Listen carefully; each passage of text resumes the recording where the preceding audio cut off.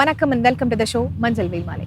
ஈவினிங்க்கு மேல பார்க்கறதுக்கு எத்தனையோ விதமான ஷோக்கள் இருந்தாலுமே யூஸ்ஃபுல்லா, இன்ஃபர்மேட்டிவா, ஃபிட்னஸ் ஓரியன்டா இப்படி எல்லா விஷயங்களுமே சேர்த்த மாதிரி ஒரு ஷோ கிடைக்கிறது ரொம்பவே கஷ்டமான விஷயம்.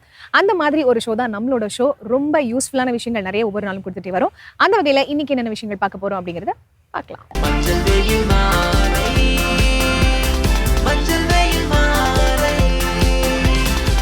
நம்ம ஷோட ஃபர்ஸ்ட் செக்மெண்ட் யோகாசனம்.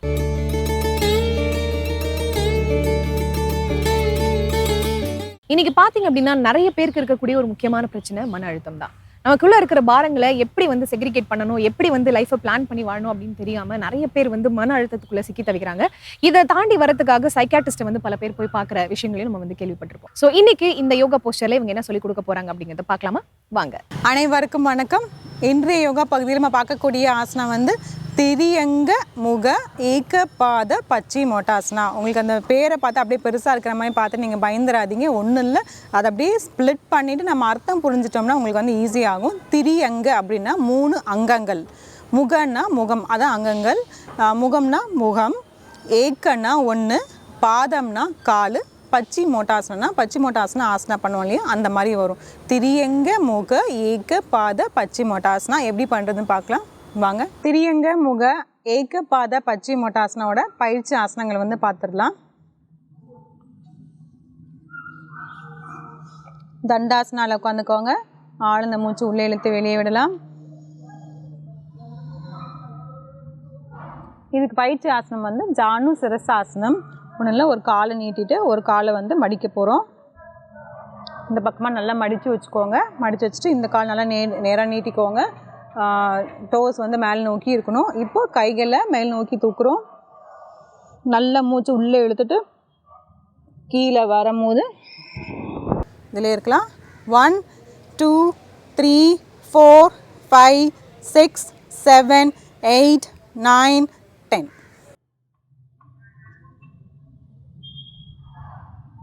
இப்போ உங்களுக்கு கை முழுமையாக இப்படி கீழே வரல, எல்போ ஃபுல்லாக கீழே வரலன்னா, இது வரைக்கும் வருதுன்னா ஃபஸ்ட்டு ப்ராக்டிஸ் பண்ணும் போது இப்படி வச்சுக்கோங்க. அதுக்கப்புறம் நீங்கள் நல்லா இப்படி தள்ளி உங்களோட செஸ்ட்டை நல்லா இப்படி ரைஸ் பண்ணி தள்ளிட்டு அதுக்கப்புறம் கையை இப்படி கீழே வைக்கணும். கீழே வைக்கிறதுக்கு முயற்சி பண்ணி பாருங்கள். அப்போ தான் இந்த ஆசனம் இப்படி முழுமையாக அப்படி வரும். இப்போது அதே மாதிரி இப்போ இடது பக்கம் பண்ணிடலாம். இடது காலை மடித்து இப்படி வச்சுக்கோங்க. இந்த பாதம் இந்த வலது காலோட இந்த தொடையில் படுற மாதிரி இப்படி இருக்கணும். ஜானு சிரசாசனம். இது பண்ணும் போது நீங்கள் டோஸ் இப்படி மேல் நோக்கி வச்சாதான் உங்களுக்கு இந்த நீ இப்படி நல்லா இப்படி லாக் ஆகும். இல்லைன்னா இப்படி தூக்கிக்கும். பண்ணிங்கன்னா இந்த நீ இந்த இடத்துல உங்களுக்கு கேப் இருக்கும் பாருங்கள், அந்த மாதிரி தூக்கிக்கும்.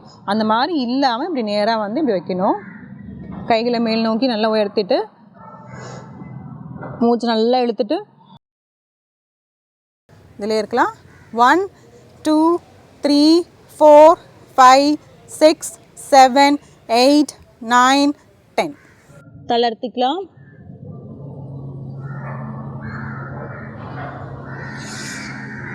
ஆழ்ந்த மூச்சு உள்ளே இழுத்து வெளியே விடலாம்.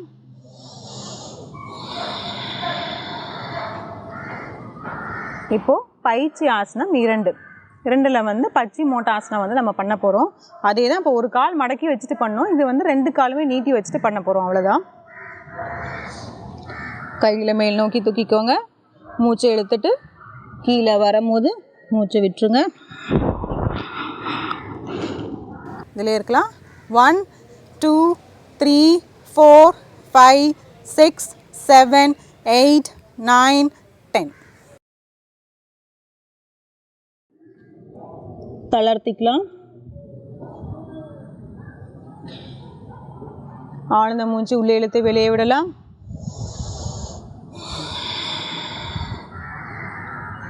இப்போது இந்த கை இப்போ முழுமையாக அப்படி கீழே வரல, இதையும் பிடிக்க முடியல, இவ்வளோதான் வருது அப்படிங்கிற மாதிரி இருந்துச்சுன்னா நான் அதுக்கு ஒரு டெக்னிக் ஒன்று சொல்லிடுறேன். அதுக்கேற்ற மாதிரி நீங்கள் பார்த்துக்கோங்க. ஒன்றும் இல்லை, இப்போ நம்ம லேடிஸ் ஷால் போடுவோம்ல, சுடிதார் போட்டால் மேலே ஷால் போடுவோம்ல, கொஞ்சம் நல்லா வலுவழுன்னு இருக்கிற மாதிரி ஷால் எடுத்துக்கோங்க. அது நாளாக மடித்து இது கீழே வச்சுக்கோங்க. இந்த கால் இப்படி மடக்கிட்டு இந்த குதிக்கால் கீழே இப்படி வச்சுருங்க. அது மேலே இப்படி வச்சுருங்க. காலை வச்சுருங்க. வச்சுட்டு இந்த இப்படியே பிடிச்சிக்கோங்க. பெருவரில் இப்படி பிடிச்சிட்டு அப்படியே அந்த ஷால் கீழே இருக்குல்ல, அதை வச்சு இப்படி நல்லா இப்படி இழுங்க. இப்படி இழுத்துட்டிங்கன்னா இங்கே இப்படி முன்னாடி குனியம் வந்துடும். அதே மாதிரி இப்படி இழுத்துக்கோங்க. அந்த மாதிரி வச்சு பண்ணோன்னா உங்களுக்கு நல்லா அப்படியே உங்கள் உடம்பு முன்னோக்கி இப்படி வந்துடும். நல்லா இதை வந்து நீங்கள் நிறைய டைம் செஞ்சுக்கிட்டே இருக்கணும். செய்ய செய்ய தான் உங்கள் உடம்பு வந்து ஃபுல்லாக முழுமையாக வந்து கீழே வர மாதிரி வரும். ஆழ்ந்த மூச்சு உள்ளே இழுத்து வெளியே விடலாம். இப்போது நம்ம ஆசனாக்கு போயிடலாம். 2 பயிற்சி ஆசனம் பண்ணிட்டோம். திரியங்க ஏகபாத பச்சிமோட்டாசனம். ஒரு காலை வந்து மடிச்சுக்கோங்க, அதாவது வஜ்ராசனம் மாதிரி மடிச்சுக்கணும். அந்த வஜ்ராசனம் கால் மேலே உட்காரக்கூடாது, கால் வந்து தள்ளி வைக்கணும். இந்த பக்கம் வைக்கும்போது உங்களுக்கு தெரியும். இப்போ கால் அதே மாதிரி வச்சுக்கோங்க, கால் மேல் நோக்கி பார்த்துருக்கணும். கைகளை மேலே உயர்த்திட்டு மூச்சு நல்லா இழுத்துட்டு கீழே வரும்போது மூச்சு விடுங்க. நல்லா உங்களோட முதுகு தண்டை நேராக நல்லா நீட்டிட்டு அப்படியே உங்கள் மார்பு பகுதி கீழே இதில் வைக்கிறோம், முட்டிக்கிட்ட வைக்கிறோம். வச்சுட்டு தலையை வந்து இதில் வைக்க போகிறோம். இதில் இருக்கலாம். 1 2 3 4 5 6 7 8 9 10. வளர்த்தும் போது வெறும் தலையை மட்டும் தூக்கிக்கோங்க. அதுக்கப்புறம் உடம்பை நேராக்கிக்கோங்க. அதுக்கப்புறம் கைகளை மேலே உயர்த்திட்டு கீழே வாங்க. கால்களை தளர்த்திக்கலாம். ஆழ்ந்த மூச்சை உள்ளே இழுத்து வெளியே விடலாம்.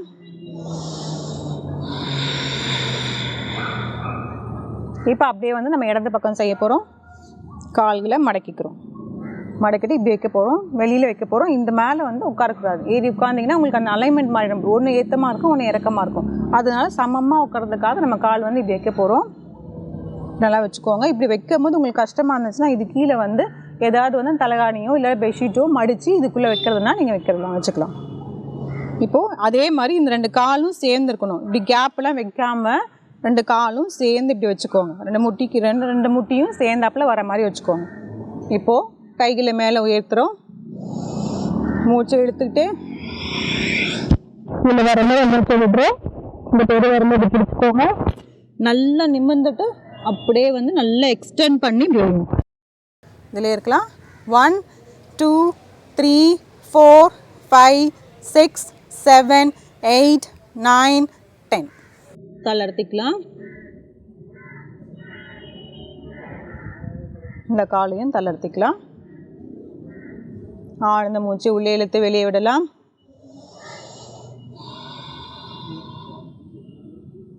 இதுக்கு மாற்று ஆசனம் பார்த்திங்கன்னா நம்ம வலது பக்கம் பண்ணிட்டோம், இடது பக்கம் பண்ணிட்டோம்.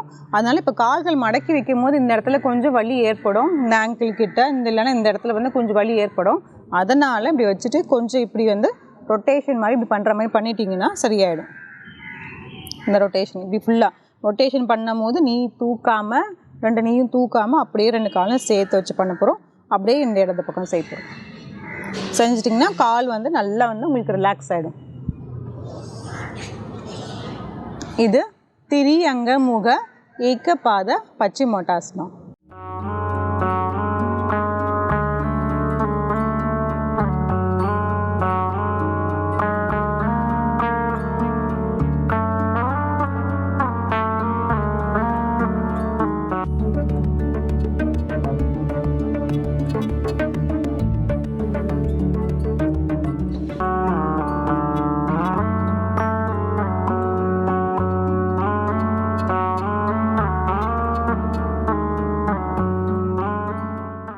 இந்த ஆசனா பண்ணுறதுக்கு முன்னாடி நம்ம பயிற்சி ஆசனங்கள்லாம் வந்து பார்த்தோம். அது பண்ணிவிட்டு இது பண்ணும்போது வந்து உங்களுக்கு ரொம்ப ஈஸியாகவே இருக்கும். இதில் வந்து வஜ்ராசனம் போடும்போது சில பேருக்கு வந்து கால் வந்து வலிக்கிற மாதிரி இருக்கும். ஸோ அதுக்கேற்ற மாதிரி நம்ம ப்ராப்ஸ் வந்து யூஸ் பண்ணிக்கலாம். ப்ராப்ஸ்னால் வந்து பில்லோ இல்லைனா பிளாங்கெட் அப்படியே மடித்து வச்சுட்டு அது மாதிரியே கால் கீழே வச்சுக்கலாம். வஜ்ராசனம் நீங்கள் உட்கார வந்து உங்களுக்கு நிறைய வந்து பெனிஃபிட்ஸ் வந்துடும். அதுக்கு இல்லாமல் இந்த ஆசனங்களும் உங்களுக்கு வந்துடும். வஜ்ராசனால மெயின் பெனிஃபிட் என்ன அப்படின்னு பார்த்தீங்கன்னா, நீங்கள் நார்மலாக 2 காலுமே இப்போ வந்து ஒரு காலுக்கு வச்சுருப்போம், 2 காலுமே மடிச்சுட்டு உட்கார்ந்துட்டு வஜ்ராசனம் பண்ணுறது இந்த ஒரே ஒரு ஆசனம் மட்டும்தான் ஃபுட்டுக்கு அப்புறம் பண்ணுறது. இப்போ நம்ம சொல்லுவோம் இல்லையா, ஒவ்வொரு ஆசனங்கள்லாம் பண்ணும்போது யோகா செய்யும் போது வந்து நம்ம வயிறு வந்து எம்டியாக இருக்கணும்னு சொல்லுவோம். இப்போ இந்த வஜ்ராசனம் மட்டும்தான். இப்போ உங்களுக்கு வயிறு ஃபுல்லாக சாப்பிட்டுட்டேன், எனக்கு ரொம்ப அதிகமாக இருக்குது, ஒரு மாதிரி உப்பசனமாக இருக்குது அப்படிங்கிற மாதிரி இருந்துச்சுன்னா நீங்கள் நைட்டில் வந்து சாப்பிட்டதுக்கப்புறம் ஒரு வந்து 5 நிமிஷம் இந்த வஜ்ராசனாலேயே உட்காந்து உங்களுக்கு நல்லா ஃபுல்லாக வந்து டைஜஷன் வந்து உங்களுக்கு கிடச்சிரும். அதுக்கு இல்லாமல் இது வந்து இதுவும் பண்ணும்போது ஒரு காலை மடக்கிட்டு இன்னொரு காலை நீட்டிட்டு அப்படியே ஃபார்வர்ட் பெண்ட் பண்ணுறதுனால வந்து உங்களுக்கு அப்டமன் ஆர்கன்ஸ் வந்துமே உங்களுக்கு நல்லா மசாஜ் பண்ணி கொடுக்கும். ஸ்பைன் வந்து நல்லா எக்ஸ்டெண்ட் பண்ணி கொடுக்கும். அதுக்கப்புறமேட்டு உங்களுக்கு பேக்கில் வந்து அந்த ஹிப் ரீஜன் வந்து நல்லாவே ஓப்பன் பண்ணி கொடுக்கும். அப்புறம் காலுகளுக்குள்ள வந்து நல்ல ரத்த ஓட்டம்லாம் வந்து அதிகமாக போகும். இது வந்து அப்படியே முயற்சி செஞ்சு பண்ணிட்டு வாங்க. கொஞ்சம் கஷ்டமாக இருந்தாலும் இது கொஞ்சம் இன்டர்மீடியேட் போஸ் அப்படி சொல்லுவாங்க. இப்போ எப்படி நம்ம ஆசனாங்கள் யோகாவில் வந்து அப்படியே பிரிச்சுட்டே வரும். யோகா வந்து ஃபஸ்ட்டு வந்து பேசிக் ஆசனாஸ், இன்டர்மீடியேட் ஆசனாஸ், அட்வான்ஸ் ஆசனாஸ் பண்ணுறோம். அது மாதிரி வந்து தனித்தனியாக பிரித்து வச்சுருக்காங்க. இது வந்து கொஞ்சம் இன்டர்மீடியேட் ஆசனா மாதிரி வரும். அதனால் கொஞ்சம் முயற்சி பண்ணி பாருங்கள். யாருக்காருக்கு நீ சர்ஜரி இருக்கவங்க, ஹிப் சர்ஜரி இருக்கவங்களாம் வந்து இதை வந்து தவிர்க்கலாம். மற்றவங்க எல்லாருமே வந்து இதை பண்ணிடலாம். இந்த ஆசனம் முயற்சி செஞ்சு பாருங்கள். மீண்டும் அடுத்த பகுதியில் சந்திக்கலாம். நன்றி, வணக்கம்.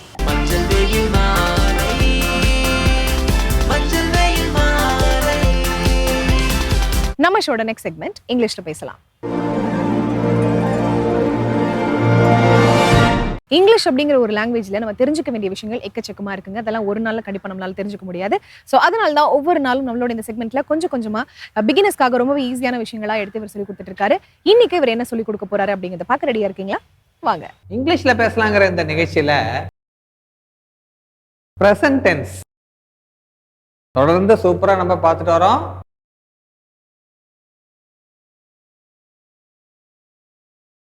இதனுடைய பயன்பாடுகள், பல்வேறு விதமான பயன்பாடுகளை நம்ம பார்த்துட்டு வரோம். எப்படி இந்த சிம்பிள் பிரசன்ட் டென்ஸோட பல்வேறு விதமான வாக்கியங்களை, வார்த்தைகளை இணைச்சு எப்படி நம்ம சின்ன சின்ன வேர்ட்ஸ் வித் ஆட் பண்றோம், ஃப்ரம் ஆட் பண்றோம், இன் ஆட் பண்றோம், டு ஆட் பண்றோம்.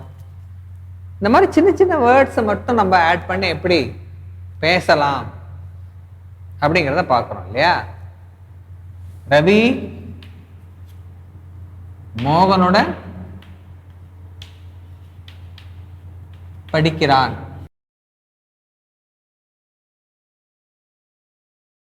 இதுதான் நம்ம சொல்ல போறோம். ரவி படிக்கிறான். That is the main sentence. Ravi படிக்கிறான்ங்கிறதுக்கு என்ன? ரீட் இல்லையா? Main verb read, reads. Ravi reads. Ravi reads. மோகனுடன், உடன் அப்படிங்கும்போது what is the expression you use? அந்த இணைப்பு சொல் என்ன? எதை போட்டு இணைப்பீங்க? வித், உடன். ரவி ரீட்ஸ் வித், உடன். ரவி படிக்கிறான். மோகனுடன் படிக்கிறான். வித் மோகன். ரவி ரீட்ஸ் வித் மோகன். ரவி ரீட்ஸ் வித் மோகன். ரவி மோகனுடன் படிக்கிறான். அவர்கள்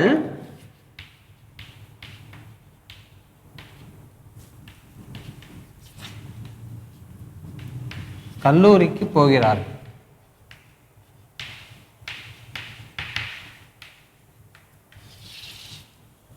அவர்கள், தே இல்லையா? போகிறார்கள். போறதுக்கு என்ன? சாதாரண சிம்பிளான word go.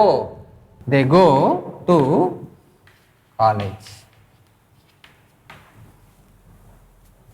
They go to college.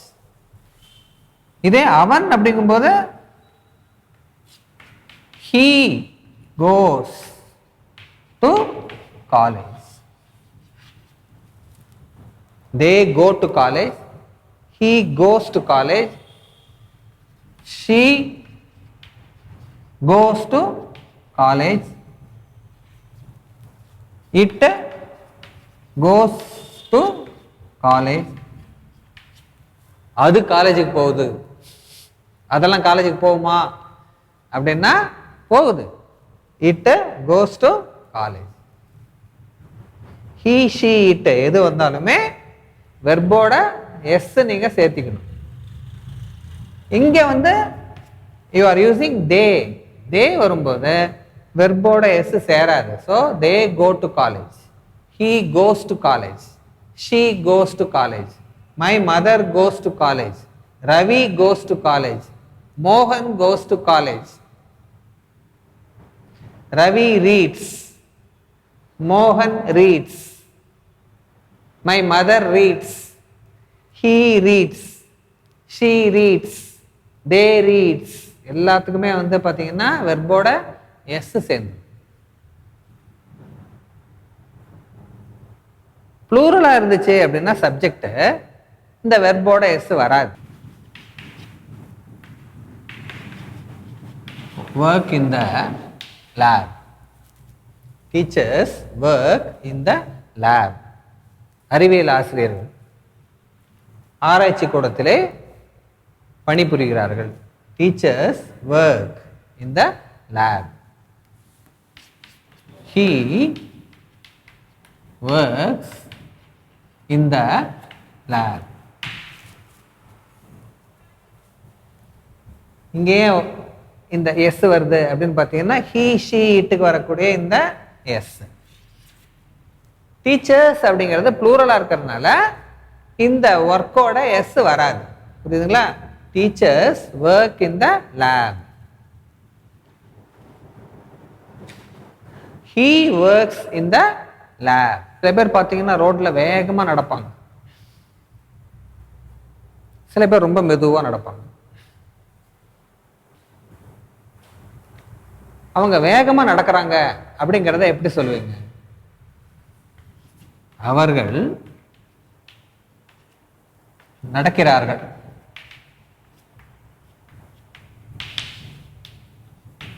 வேகமாக எப்படி நடக்கிறாங்க?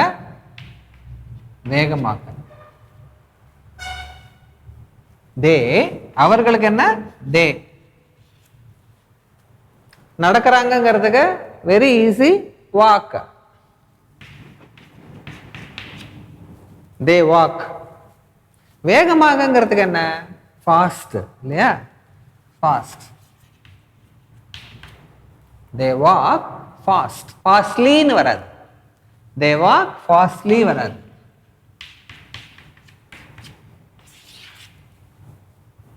அவர்கள் வேகமாக நடக்கிறார்கள். தே வாக் ஃபாஸ்ட். ரயில் மெதுவாக செல்கிறது.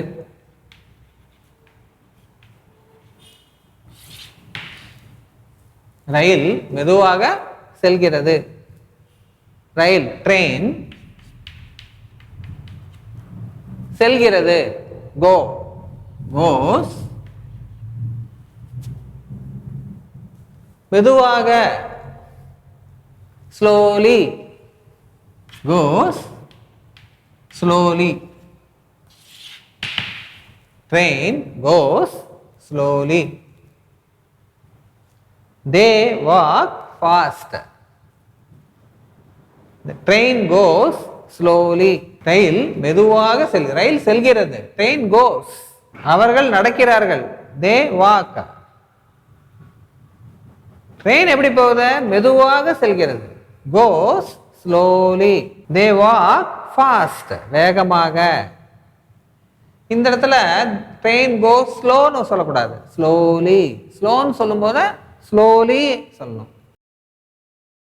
ஃபாஸ்ட்டுக்கு ஃபாஸ்ட் தான், ஃபாஸ்ட்லி கிடையாது. புரியுதுங்களா உங்களுக்கு? இப்போ உதவி செய்யறதுன்னு இருக்கு இல்லைங்களா, அதுக்கு நீங்க என்ன சொல்லுவீங்க? உதவி செய்தல்.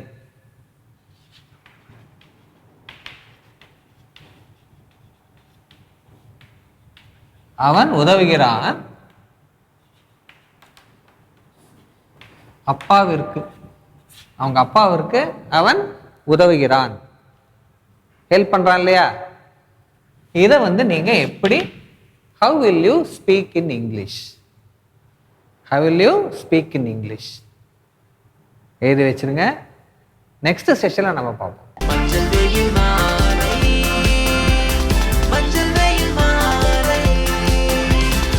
நம்ம ஷோட நெக்ஸ்ட் செக்மெண்ட் தெரிந்து கொள்வோம். இந்த டைட்டிலுக்கு ஏற்ற மாதிரியே ஒவ்வொரு நாளும் நம்ம புதுசா நிறைய விஷயங்கள் தெரிஞ்சுட்டு வரோம். இன்னைக்கு இவர் என்ன சொல்லி கொடுக்க போறாரு அப்படிங்கிறத பார்க்கலாமா?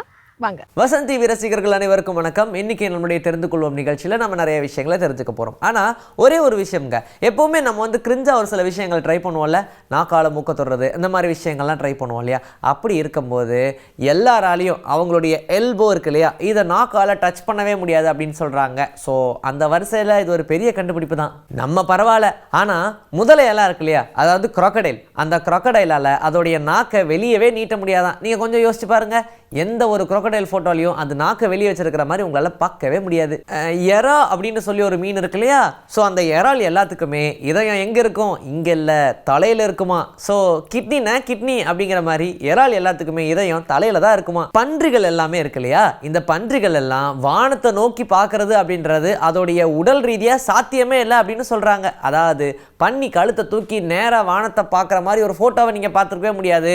அப்படி ஒரு வேளை இருந்துச்சு அப்படின்னா அது சாதா பண்ணி இல்லை, அது அசத்தலான பண்ணின்னு சொல்கிறாங்க. தும்புறது அப்படின்றது சாதாரணமாக இருந்தால் பரவாயில்ல, நம்ம தும்புறது மற்றவங்களை பயன்படுத்துகிற மாதிரியோ இல்லை மற்றவங்க தும்புறது நம்மளை பயன்படுத்துகிற மாதிரி இருக்கக்கூடாது. என்ன சொல்ல வரேன்னா, கடினமாக நம்ம தும்புனோம் அப்படின்னா நம்மளுடைய விழா எலும்பு உடையிறதுக்கு கூட வாய்ப்பு இருக்குது அப்படின்னு சொல்கிறாங்க. இதுக்கப்புறமா தும்பும் போது கொஞ்சம் யோசிச்சுக்கோங்க. மழை காலத்தில் காது வலி அப்படின்னு சொல்கிறோமே, அந்த காது வலிக்கு காரணம் என்னவா இருக்கும் அப்படின்னு யோசிச்சிருக்கீங்களா?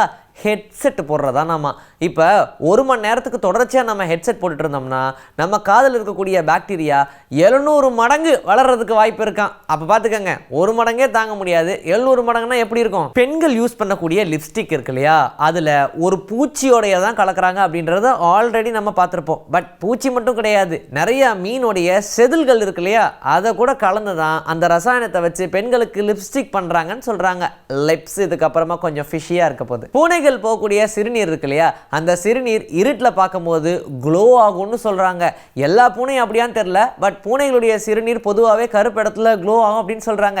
இதுக்கப்புறமா உங்கள் வீட்டில் பூனை சிறுநீர் போச்சுன்னா லைட்ஸ்லாம் ஆஃப் பண்ணிட்டு பாருங்க, அது க்ளோ ஆக வாய்ப்பு இருக்குது. ஒவ்வொருத்தவங்களுடைய கை ரேகை எப்படி மாறுதோ அதே மாதிரி நம்மளுடைய நாக்கு ரேகைகளும் மாறுமா. நாக்கு ரேகை எங்கே கொண்டு போய் ஸ்டாம்பாக வைக்க போகிறோம் அப்படின்னு நீங்கள் சொல்கிறது எனக்கு புரியுது. பட் எல்லாரும் யோசிச்சுட்டு இருப்போம் இல்லையா, கை நாட்டு வைப்பாங்க, ஸோ அந்த கை நாட்டை வந்து ஒருத்தருக்கு மட்டுமே தான் இருக்கும் அப்படின்ற மாதிரிலாம் யோசிப்பாங்களே. அதே மாதிரி இந்த ஃபிங்கர் பிரிண்ட்ஸ் எப்படியோ அதே மாதிரி டங் பிரிண்ட்ஸும் எல்லாருக்கும் வெவ்வேறையாக இருக்கும்ன்ற மாதிரி சொல்கிறாங்க.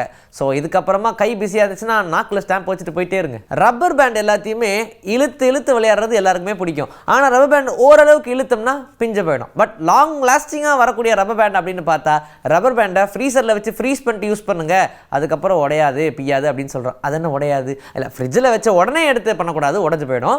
கொஞ்ச நேரம் கழிச்சதுக்கப்புறமா இழுத்திங்கன்னா லாங் லாஸ்டிங்காக யூஸ் பண்ணலாமா ரப்பர் பேண்டை. பொதுவாகவே அண்ணா சில்லறை இருக்குமா அப்படின்னு சொல்லி நம்ம எல்லாத்தையும் கேட்போம் இல்லையா, ஒரு 100 ரூபாயோ 500 ரூபாயோ 1000 ரூபாயோ 1000 ரூபாய் இப்போ இல்லை, சரி 2000 ரூபாயோ அந்த மாதிரி சில்லறை இருக்கான்னு கேட்கும்போது சில்லறையை வாங்குறது பெரிய வேலையாக போயிடும். பட் $1 இருக்கு இல்லையா, அந்த $1 சில்லறையாக மாற்றுறதுக்கு 293 வழி இருக்கான். அப்படி ஏதாவது வழி நம்ம இந்தியன் கரன்சிக்கு இருந்தால் நல்லாயிருக்கும். டைப்பிங் ஸ்கில் அப்படின்னு சொல்லுவாங்க இல்லையா, இதுக்காக தனியாக சின்ன வயசில் நானும் டைப் ரைட்டிங் கிளாஸ் எல்லாம் போயிருக்கேன். பட் அந்த டைப்பிங் ஸ்கில்லை பொறுத்த வரைக்கும் நம்மளுடைய லெஃப்ட் ஹேண்டு தான் 56% டைப்பிங் ஒர்க்கை பார்த்துக்குமா, மீதி ஃபுல்லாக இப்போ ரைட் ஹேண்டு பார்த்துக்கணுமா? இல்லை, அது கிடையாது. ரைட் ஹேண்ட்லையும் பார்த்தீங்கன்னா 2-3 விரல் மட்டுமே தான் பார்க்கும். பட் டைப்பிங்கில் முக்கால்வாசியான வேலை பார்த்துக்கிறது நம்மளுடைய லெஃப்ட் ஹேண்டு தான் அப்படின்னு சொல்கிறாங்க. மீன்களுக்கெல்லாம் கண் இருக்கா அப்படின்றது நம்ம பார்த்தாலே தெரிஞ்சிடும். ஆனால் அதுகளுக்கெல்லாம் இமைகள் இருக்கா, அது கண் சிமிட்டுமா அப்படின்னு யோசிச்சிருக்கீங்களா?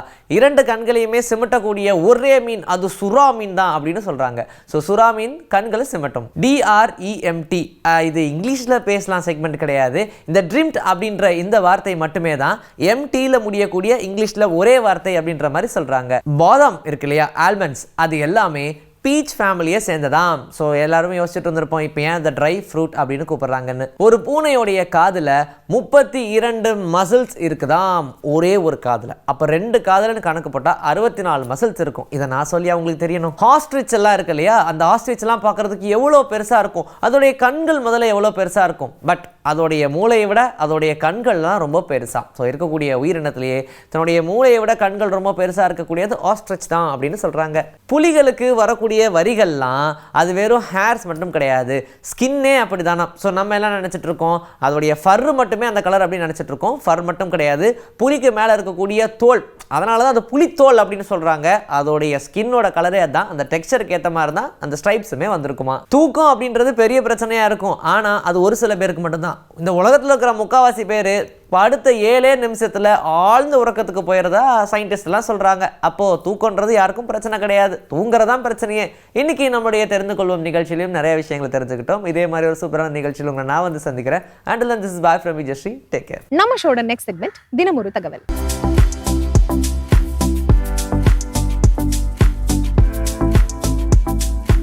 ஒரு நாள் எடுத்துக்கிட்டிங்கன்னா அந்த நாளில் நம்மளுக்கு முக்கியமான விஷயம் என்னன்னு பார்ப்போம். அது கவர்மெண்ட் ஹாலிடேவா இருக்கா, எப்படா வந்து ஊருக்கு போகலாம், எப்படா நல்லா காலையில் தூங்கி எந்திரிக்கலாம், இதுக்காகவே வந்து அந்த நாளோட முக்கியமான விஷயங்களை நம்ம தெரிஞ்சு வச்சிருப்போம். பட் அதெல்லாம் தாண்டி எல்லா நாளுக்கு பின்னாடியுமே தெரிஞ்சுக்க வேண்டிய விஷயங்கள் அப்படின்னு நிறையவே இருக்கு. அதெல்லாம் தான் நம்மளோட இந்த செக்மெண்ட்ல பார்த்துட்டு வரோம். இன்னைக்கு என்ன ஸ்பெஷாலிட்டி அப்படிங்கிறத பார்க்கலாமா வாங்க. அனைவருக்கும் வணக்கம். தினம் ஒரு தகவல் நிகழ்வில் இன்று நாம் பார்க்க இருக்கக்கூடிய தகவல் டிசம்பர் 20ஆம் நாளுடைய சிறப்புகளுங்க. இந்த டிசம்பர் 20ல் என்ன அப்படின்னு சொல்லி பார்த்தீங்கன்னா, நடிகர் ராஜேஷ் அவர்களுடைய பிறந்த தினம். 1949ஆம் ஆண்டு டிசம்பர் 20ஆம் நாள் பிறந்தார். இவர் வந்து யார் அப்படின்னா, இன்றைய இளைஞர்களுக்கு நிறைய பேருக்கு பரிச்சயமாக இருக்குமா அப்படின்னா தெரியலை. நீங்கள் தான் அவர் யோசித்து பார்க்கணும். கண்டிப்பாக நிறைய பேருக்கு தெரிஞ்சிருக்கும். கன்னி பருவத்திலேங்கிற படத்தில் இவர் அறிமுகமானார். 1979ஆம் ஆண்டு நடிகர் ராஜேஷ் அவர்கள் கன்னி பருவத்திலே படத்தில் வந்து ஒரு நடிகராக அறிமுகமானார். மிகச்சிறந்த நடிகர், குணச்சித்திர நடிகர். இவரை வந்து நிறைய பேர் ராஜேஷ்னு யோசிச்சு பார்ப்பீங்க. இவர் அந்த கன்னி பருவத்திலே படத்தில் வந்து இந்த பாட்டை பட்டு வண்ண ரோசாவாம் பார்த்த கண்ணு மூடாதான் பாசம் என்னும் நீரரைச்சே ஆசையிலே நான் வளர்த்தேன் அள்ளி வச்ச வேலையில முள்ளிருந்து பட்டதம்மா அந்த பாட்டில் பார்த்தீங்கன்னா அந்த மிகச்சிறந்த ஒரு நடிப்பை வந்து அதில் வெளிப்படுத்தி இருப்பார் ராஜேஷ் அவர்கள் மற்றும் வடிவுக்கரசி அவர்கள் 2 பேரும் இருந்திருப்பாங்க. ஸோ இவர் கதாநாயகன், அவர் கதாநாயகி. இது மட்டும் இல்லை, இப்போ இருக்கக்கூடிய இளைஞர்கள் நிறைய பேருக்கு சொல்லணும் அப்படின்னு சொல்லி பார்த்தீங்கன்னா, நிறைய படங்களில் குணச்சித்திர கதாபாத்திரத்தில் கலக்கி இருப்பார் நடிகர் ராஜேஷ் அவர்கள். அது மட்டுமல்ல, ரோஜாங்கிற சன் டிவியில் வந்த அந்த சீரியலில் கூடியும் மிகச்சிறந்த ஒரு நடிப்பை வந்து ராஜேஷ் அவர்கள் வெளிப்படுத்தி இருப்பார். இவர் வந்து முதலாக வந்து பார்த்தீங்கன்னா 1974ஆம் ஆண்டு வந்து பார்த்தீங்க அப்படின்னா, அப்போ வந்து அவள் ஒரு தொடர் கடைங்கிற படத்தில் ஒரு சின்ன கதாபாத்திரத்தில் வந்து ராஜேஷ் அவர்கள் நடித்திருப்பார். அதன் பிறகு தான் 79ல் ஒரு கதாநாயகனாக வந்து அவர் அறிமுகமாகிறார். அதன் பிறகு வந்து பார்த்தீங்க அப்படின்னா அச்சமில்லைங்கிற பாலச்சந்திர அவர் இயக்கத்தில் படத்தில் மிகச்சிறப்பான தன் நடிப்பை வந்து வெளிப்படுத்தி இருப்பார். அதன் பிறகு இவருடைய மிகப்பெரிய ஒரு செயல்பாடு என்ன அப்படின்னு பார்த்தீங்கன்னா, 1985ஆம் ஆண்டு KK நகர் பகுதிக்கு அருகே ஷூட்டிங் நடத்துறதுக்காகவே ஒரு மிகப்பெரிய பங்களாவை கட்டிய ஒரே நடிகர் யாருன்னு சொன்னீங்கன்னா அவர் நடிகர் ராஜேஷ் அவர்கள் தான். இதை வந்து அப்போது முதலமைச்சராக இருந்த எம்ஜிஆர் அவர்கள் இதை திறந்து வைத்தார். அந்த பங்களாவில் வந்து பார்த்தீங்க அப்படின்னா தமிழ், தெலுங்கு, மலையாளம், ஹிந்தி போன்ற பல திரைப்படங்கள் எடுக்கப்பட்டது. அதன் பிறகு 1993 வந்து இதை வந்து அவர் வித்துட்டார். அதன் பிறகு வந்து 1987, 91 காலகட்டங்களில் தீவிர அரசியலில் வந்து இவர் ஈடுபட்டார். அதன் பிறகு பல காங்கிரஸ் தலைவர்கள், கருணாநிதி அவர்கள் மற்றும் ஜெயலலிதா அவர்கள் மற்றும் கம்யூனிஸ்ட் தலைவர்களோடு பரஸ்பர நட்புறவையும் அரசியல் உறவையும் வளர்த்தவர் தான் இவர். இவருடைய புகழ்பெற்ற படங்கள் என்று சொல்லும்போது கன்னி பருவத்திலே, அச்சமில்லை, அந்த 7 நாட்கள் போன்ற படங்கள் எல்லாம் புகழ்பெற்ற படங்கள். இப்படிப்பட்ட அது மட்டுமல்ல, இப்படி நீங்கள் நிறைய படங்களில் பார்த்தீங்கன்னா குணச்சித்திர கதாபாத்திரத்தில் பல படங்களில் வந்து இவர் கலக்கி இருப்பாருங்க. அப்படிப்பட்ட புகழ்பெற்ற ராஜேஷ் அவர்களுடைய பிறந்த தினம் இந்த டிசம்பர் 20ஆம் நாள். அதன் பிறகு இந்த டிசம்பர் 20ல் வேற என்ன அப்படின்னு சொல்லி பார்த்தீங்க அப்படின்னா, யாமினி கிருஷ்ணமூர்த்தி அவர்களுடைய பிறந்த தினம். 1940ஆம் ஆண்டு டிசம்பர் 20ஆம் நாள் பிறந்தார். யாமினி கிருஷ்ணமூர்த்தி மிகச்சிறந்த ஒரு பரதநாட்டிய குச்சிப்புடி கலைஞர். அந்த குச்சிப்புடி வடிவத்தில் நடனமாடக்கூடிய மிகச்சிறந்த நடன கலைஞர் தான் யாமினி கிருஷ்ணமூர்த்தி அவர்கள். இவர் வந்து பார்த்தீங்க அப்படின்னா முழு நிலவு அந்நாளன்று பிறந்ததால் இவருக்கு இவருடைய தாத்தா வந்து யாமினி என்று பெயர் வைத்தார். யாமினிக்கு இன்னொன்று திலகம் என்ற ஒரு பொருளும் உண்டு. இவருடைய தாய்மொழி வந்து தெலுங்கு, ஆனால் சிதம்பரத்தில் தான் இவர் வளர்ந்தார். இவர் முதலாக 1951ஆம் ஆண்டு சென்னையில் வந்து நாட்டிய அரங்கேற்றம் செய்கிறார். அதன் பிறகு திருப்பதி தேவஸ்தானத்துடைய உறைவிட நாட்டியக்காரராக, ஆஸ்தான நர்த்தகியாக அங்கே தங்கி இவருடைய தன்னுடைய கலைகளை வந்து வளர்த்து வந்தார். இவர் வந்து பார்த்தீங்கன்னா திருமணமே இவர் வந்து செய்து கொள்ளவில்லை. இவருடைய பல கட்ட இவருடைய அந்த நடன கலைகளுக்காகவே 1968ஆம் ஆண்டு பத்மஸ்ரீ விருதும், அதன் பிறகு 2001ஆம் ஆண்டு பத்மபூஷன், பத்ம விபூஷன் என்ற தொடர்ச்சியாக பல விருதுகளை வந்து நம்முடைய யாமினி கிருஷ்ணமூர்த்தி அவர்கள் பெற்றிருக்கிறார். அந்த நாட்டிய கலைகளிலேயே குச்சிப்புடி வடிவங்களில் கலை தேர்ந்த ஒரு நாட்டியக்காரர் என்று சொன்னால் இவர்தான். இவர் தன்னுடைய வரலாற்றையே வந்து நாட்டியத்தின் மீது உள்ள பற்று என்ற தலைப்பில் வந்து மிகச்சிறந்த ஒரு நூலையும் வந்து இவர் எழுதியிருக்கிறார். இப்படி புகழ்பெற்ற யாமினி கிருஷ்ணமூர்த்தி அவர்களுடைய பிறந்த தினம் இந்த டிசம்பர் 20ஆம் நாள். மற்றொரு தகவலோடு உங்களை நான் சந்திக்கின்றேன். நன்றி, வணக்கம். இன்னைக்கு நம்மளோட ஷோல பார்த்தா எல்லா விஷயங்களுமே உங்களுக்கு கண்டிப்பா ரொம்ப யூஸ்ஃபுல்லா இருந்திருக்கும் அப்படின்னு நினைக்கிறேன். இதே மாதிரி ஒரு அருமையான எபிசோட மீண்டும் சந்திக்கலாம். Until then, it's bye from Farita and Manjal Velmale team.